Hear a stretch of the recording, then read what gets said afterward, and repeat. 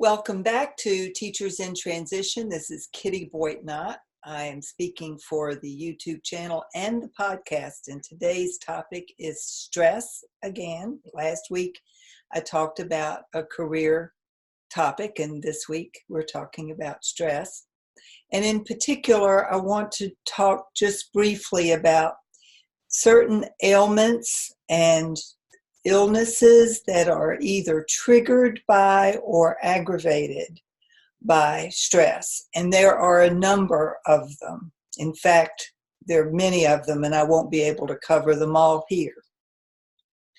But many people are not aware, for example, that if you suffer from a chronic illness such as fibromyalgia or arthritis or certain autoimmune diseases, that those conditions can be made worse by experiencing stress. A stressful event will trigger a flare-up of arthritis or some other condition that you may not have always connected before. But stress is an underlying cause, and it can be tricky because you may or may not be fully aware of the stress that your body is experiencing as the result of an event that's happening in your life. Don't forget that not all stress is bad, and some stress is caused by happy events, not just bad events, not just things that feel uncomfortable for us. Planning a wedding, or expecting a baby, or planning a big trip. These are all stressors. There are things that make us happy, that we look forward to, that we're anticipating, but they're nonetheless very stressful.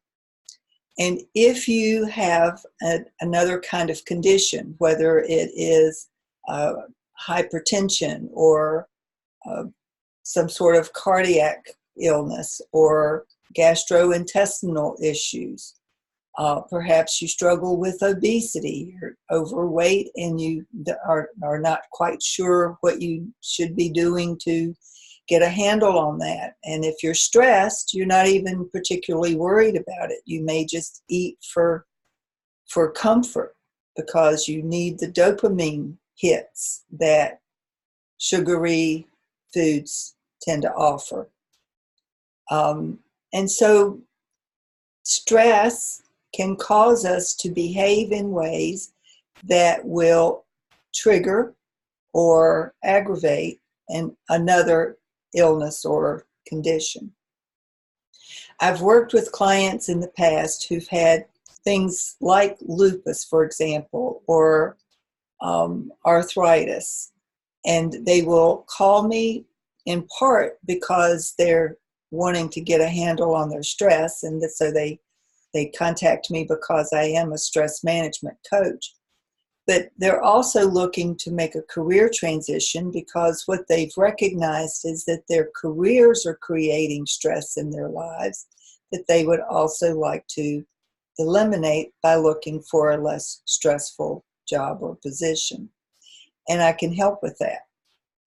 What I urge people to do, though, is to undertake extreme self-care. And this is particularly important if you suffer from any number of the ongoing illnesses. I don't know if you're aware of this or not, but the American Medical Association has indicated through one of its studies that somewhere between 75 and 90% of all visits to our primary care physicians are related to some particular stress ailment. That includes things like diabetes. Diabetes can be made worse with stress. Certain kinds of cancers can be contributed to by stress. Like I said, heart disease can be made worse and aggravated by stress. Gastrointestinal issues like chronic bowel syndrome or irritable bowel syndrome, diarrhea, chronic diarrhea, or chronic constipation. All of those are symptoms of something that's not working in your body. Your body is supposed to be in constant flow, right? If it's healthy, and here's the real key for you to take away from this episode. Your body in its natural state is healthy. Think about when you cut yourself, right? You have an accident in the kitchen and you accidentally clip yourself with a paring knife, or you pierce your skin with a steak knife as you're getting ready to eat. You know, there are all kinds of things can happen, but you've cut yourself somehow. Think about how it bleeds at first, but then almost as soon as it started to bleed, unless it's a really deep cut, it will stop bleeding with a little bit of pressure, and it begins to heal almost immediately. Your body's defenses rush to that wound to create the scab that eventually disappears, because your body's natural state is health and wellness. When you are suffering from any illness, your body is fighting to get it back into a natural, healthy state. But if you're constantly stressed, you're at war with your own body. You're fighting against your own healthy instincts. So self-care, remembering that your body in its natural state is healthy, seeking a healthy balance, that can help to, you can't eliminate the stress, but you can alleviate and relieve some of the stress so that whatever your chronic illness may be won't be triggered for a flare-up or won't be aggravated.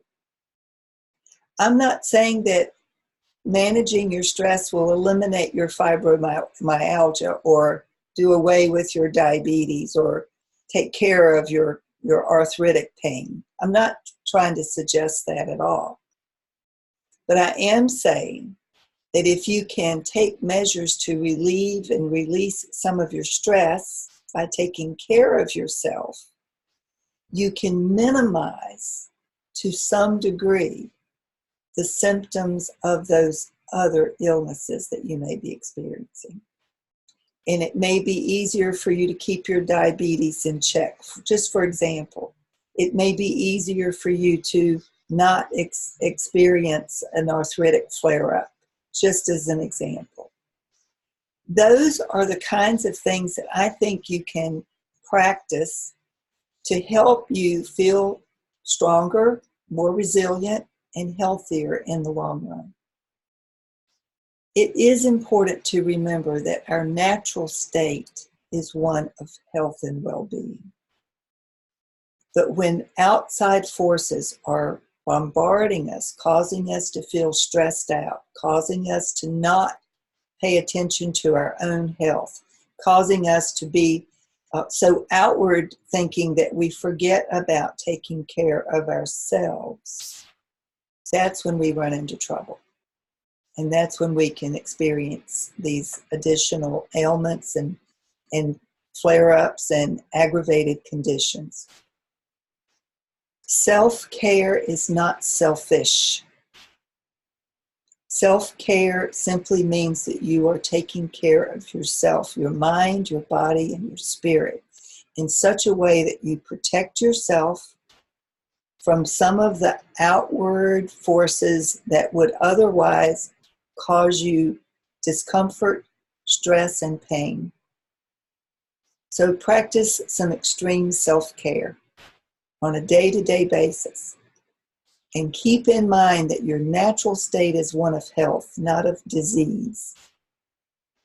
And when you are feeling unwell and uneasy with some sort of dis-ease, the thing to try to work toward is getting back into a natural state of health. And one way to do that is to do whatever you need to do for yourself to take extreme care of yourself. That's it for today. I'll talk to you next week about a career transition strategy or technique. In between, if you would please subscribe to this podcast or YouTube channel, whichever platform you may be watching or listening to. Leave a review if you would. I would appreciate it. Send me any questions that you may have, and I'll be happy to try to cover them in a future episode. That's it for today, though. This is Kitty Boitnott at Teachers in Transition. Bye-bye.